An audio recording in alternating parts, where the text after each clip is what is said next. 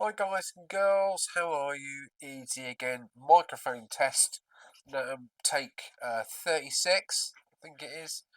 Anywho's, I just had a bit of a brainwave. Uh, and this is the test right now, okay? So we've got the receiver plugged into the Galaxy A21s, my old phone, but it's got a brilliant camera on it, as you can see.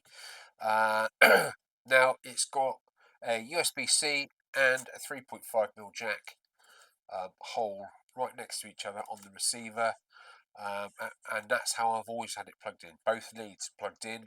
So now this is USB-C, and you guys have rightly said to me, Aid, we still can't hear you. It sounds horrible. You sound hollow and empty. Yeah, but that's just me, isn't it? I'm going to pause it right there, okay, and just going to plug in the 3.5mm jack and see what happens from there. Right, give us 2 seconds. Okay, is that recording? Well, that's recording now. I don't know. I thought I had it paused, but obviously not. Anywho's, that is got the 3.5mm jack plugged in now, and here is that USB-C cable with a little label on it which says plug this end into the camera. So anyway, is there a difference in sound quality? I think I know the answer to that because I did it just now, and I know this is better. So I had it wired up wrong, guys. I am really sorry. I'm not going to take down those videos. I might do actually, because they're shite, aren't they? You can't hear it, you can't hear it. Okay, right, thanks for watching, and yeah, I think from now on you should be able to hear everything in crystal clear 3D vision, HD 15K sound volume. Right, okay, take care, and we'll see you next time. Hello, and welcome. Take a seat. Okay, trying this new mic out.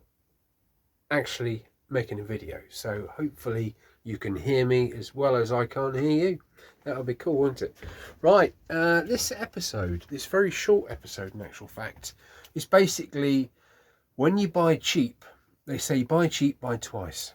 I say if you buy cheap, but you're kind of handy with a file and some spanners, you can 9 times out of 10, if it's not a complete and utter disaster, you can save the day by adjusting things to make them work properly. And it's going to be a little side series of just making shit tools less rubbish, basically. Right, okay, I'll catch you in a second, and I'll show you exactly what I mean with this mortise cutter. Right, catch you in a second. Okay, whoa, that's a bit scary. Yes, okay. Sit down and stop moving around at the back, please. Okay, right, here we are. I bought this set of mortise cutters from, let's say, Temu. Something, yeah, it was Temu. Okay, they came in a set of 4. And we start off with a 6mm. And it goes right up to 12.7. So we've got 6.4, 8mm, 9.5 and 12.7. Okay, now I've not really looked at the other ones, but having looked at this and had a trial cut, did it cut a hole? Yes, it cut. Was it square? Fairly. Okay, so basically they've sold me an item, an object or tool that, is it fit for purpose? Not if you want to be proud of your work, basically. If you're a DIY Bob and you want a square hole, roughly, no one's going to have a look at it, or you're happy with it. As long as you're happy with it, it's fine, isn't it? Well, I wasn't overly happy with mine. I thought, how can it be that bad? How can it not do one simple job? Because basically you have an auger there, and it goes through the square shaped cutter. So that pops in there, so that goes in your chuck, and that clamps to your pillar drill or your drill, whatever, and it goes up flush like that, Not like that, like that. And as it goes down into the wood, it cuts, or it's supposed to cut. Now I can see why. The end of it was wiggling. As I was going down, she cried. As I was going down with the part into the surface of the wood, the end was going like that. That's why I didn't get a crystal sharp edge, laser cut square. It was a bit more of a hexagon, if I'm honest. But it, you could have got a square peg into it. Okay, that's not. Now I can see why it's wiggling, and I will show you guys. I'll take this out of there because we don't really need that part. There's nothing really wrong with that part. Let me bring it in close and you'll see exactly what I mean. Okay, when you see the point on the end of the drill part, when you spin that round, instead of it being central right in the center, it's going like that. It's been filed or shaped off center, and that is why. That is horrendous. Look at that, absolutely horrendous. So there's no way this poor little drill, as cheap as it was, it's got no chance of cutting a proper circle.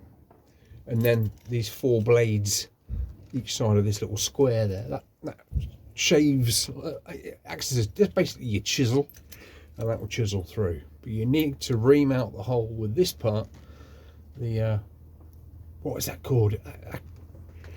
I forget what it's called. Academy's thingy or something. You're shouting out. I know.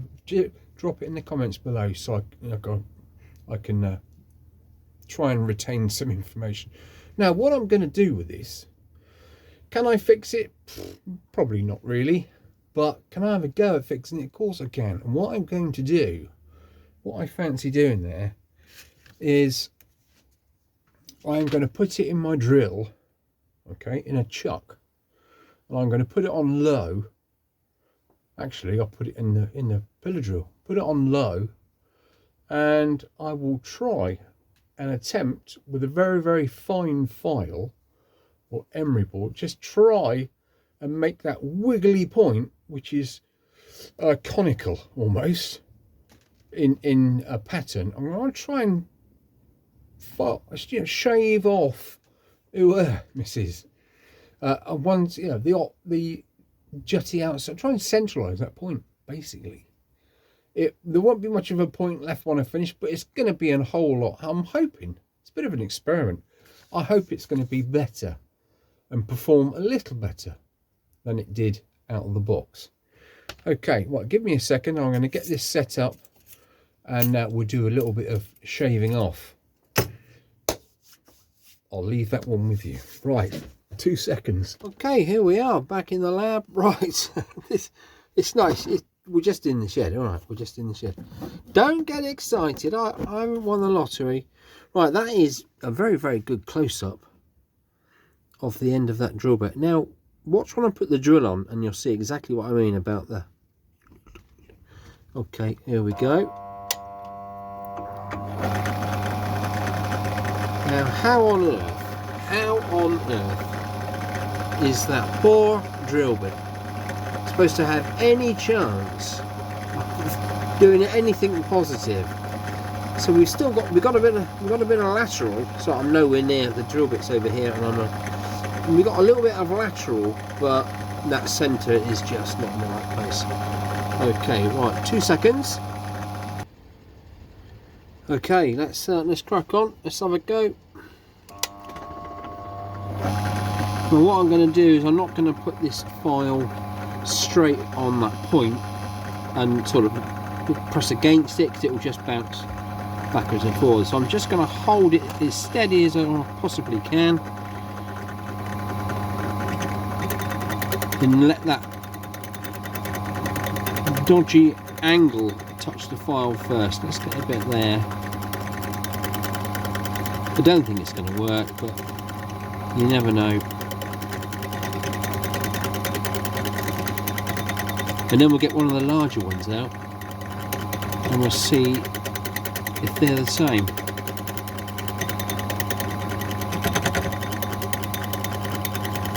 Right, okay. I'm going to stop that there for a sec and I'll see you in a minute. Okay, I've had a bit of a go off camera with a different tool. Actually, if you want to see what happens, or what's happened, that is an awful lot better. Now I need to make that into a point as much as I can. I'm just going to put my finger on it. Okay, there's a bit of lateral, probably 1/2 mil. But let's see if I can get it a bit better, and I'm going to use the tool that I used to get that far.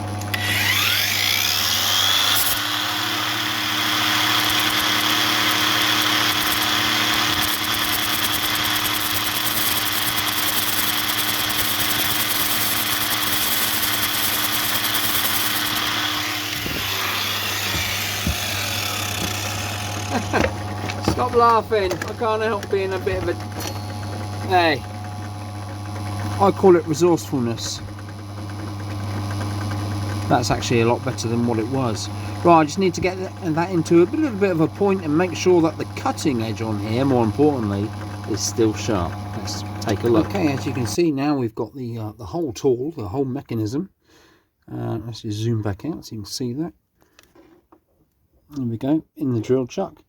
There is a little bit of adjustment I can do to that, because we have a little bit, if you look at the top here, you have a little bit of play, even though these wing nuts are done up relatively tightly. What I mean by that is we have M8 hole threads here, the one there, and we've got one around this side. Okay, so we can put a couple of bolts in there, and that should clamp down onto the collar of the drill. So let's put you back down there like so. I'm going to zoom you in and then pause you. I'm going to go and whack a couple of bolts in, and then we'll fire the thing up and see how much play, and will it even drill a hole? I don't know. Let's go and have a look. Okay, start wiggling. Right, I've done put a couple of stainless steel bolts in at the top there, just nib them up, which it's only a cheapy old frame, isn't it? You don't want to be giving it loads of beans, because it's probably, where are we? I'll come out a little bit. It's probably just cast alloy, isn't it, this? So there we are. Now what I've done is I've just moved you out without zooming out. Sorry about that. Right, let's get on with the task in hand. Okay, where are you? There you are. And here is a nice piece of 4x2 ready for a square hole, hopefully. Let's have a look and see what happens. So we've got a bit of play there, but it's not too drastic. Oop.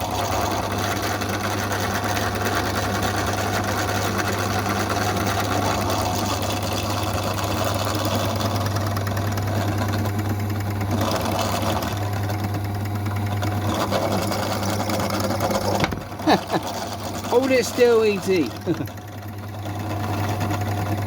But it's actually doing... I wish I'd have clamped that down properly. I'm making a bit of a pig's ear of this, aren't I?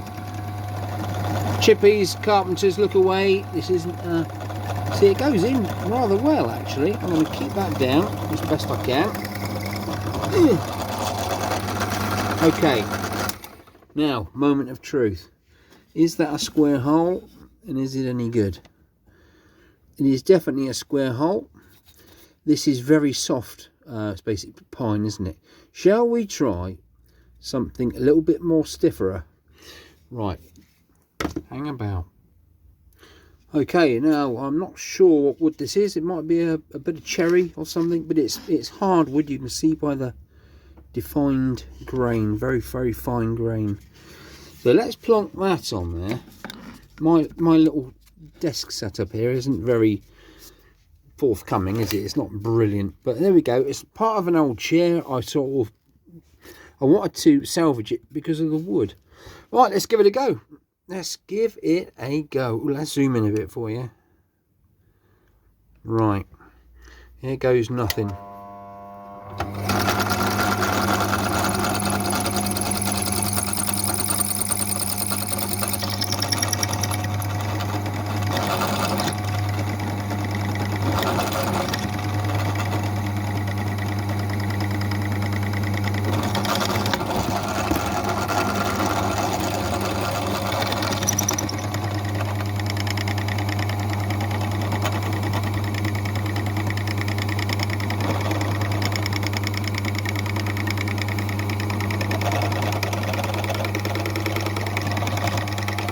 far as the drill go down, bugger.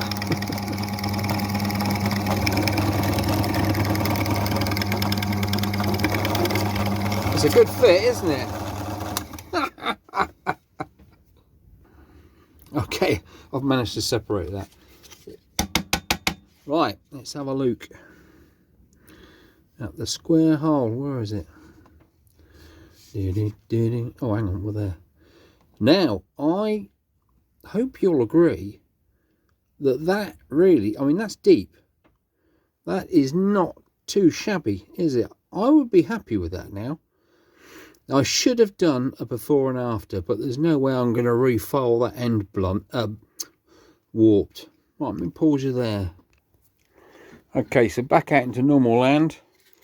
So there we go. There's a piece of hardwood. You can see it's hardwood as opposed to not. Let's go over to my little pile of the hardwood I've kept out of my old chairs, and you'll see actually it's a bit bright, isn't it? Very fine grain. Well, it's a lovely bit of wood. I'm sure I can use these for something, which I'm going to. So yeah, going back to the main thing, I'm going to call that a win, you know. So can you rescue cheap tools and turn them into something a little bit special, a little bit more fit for purpose, and something you can use quite readily without really worrying too much about normally damaging what you're doing or yourself? There we go. A little bit of a short vid for you today, but I'm sure there'll be many more instances of tools that I've bought when I go back through all my old toolboxes and things like that. I've got drawers full of everything, literally. And not necessarily cheap. Over the years, as you get older, you earn more money, you buy better tools. That's hopefully what you guys strive to do as well. Right, so I'll be going back through my cheapy tools, and I will be pointing out or finding what is not good about them and trying to rectify them. I think that's a good idea. Incidentally, this is the first time I've used the pillar drill in a close-up video. Comment down below, please, if you think the camera work was okay. What's the sound quality like? Is that still okay? And I'm stood looking at my brand new PPE that stayed on top of the drill instead of on my face all the while I was doing that. What a berg. Now, one last thing, another gadget that was fairly cheap from that same place that I bought this set from, and it's quite good. What it is basically is an adapter that you put on to your batteries. This is genuine, by the way. Let me just turn that off because it's powering this light. Let's turn that off and you'll see. There you go. And it's got a USB on the side of it and a USB-C out as well. And what I bought it for is to charge my wireless phone, my charging phone sort of thing. And it just literally slides off when you press them buttons in. Off of there. What a piece of kit. There you go. If anyone's interested. There we are. Yeah, so I've been using that as an added source of light via this little 5-watt thing. You can adjust the different colours. Alright, my love, tea's ready. Right, gotta go, kids. Thanks for watching. Please like and subscribe if you want to. Hit the notification bell. Also, could you check out my playlists? You might find something else that I've done. And there are other playlists in there from other people with music, cars, you name it. I've got a huge list of playlists and I've opened them all up so you can see what kind of rubbish I watch. Okay, take care and we'll see you again next time.